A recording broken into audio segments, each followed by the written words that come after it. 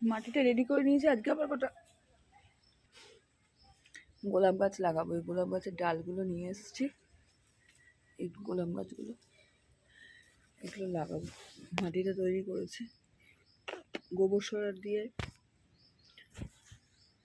সার দিয়েছি। এদিকে টবগুলো ফিল করব, করে লাগাবো। এই ওয়েস্ট শুকনো পাতাগুলো দেবো নিচে, ওখানে দেবো, এটার মধ্যে দেবো, দিয়ে তারপর মাটি দিয়ে তৈরি করবো।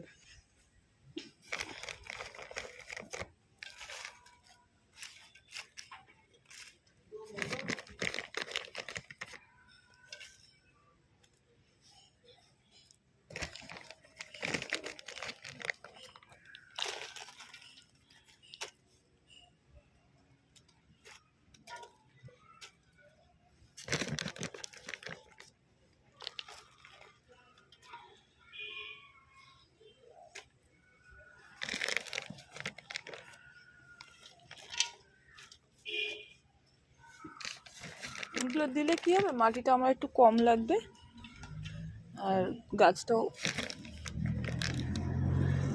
মাটিটা বেশি ভেতরে দিতে হবে না।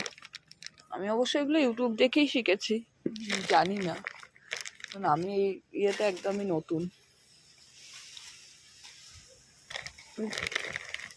ভিডিও দেখেই শিখেছি। কিছু ভুল হলে আমাকে একটু বলে দিও, যাতে পরের বার এই ভুলটা আর না হয়।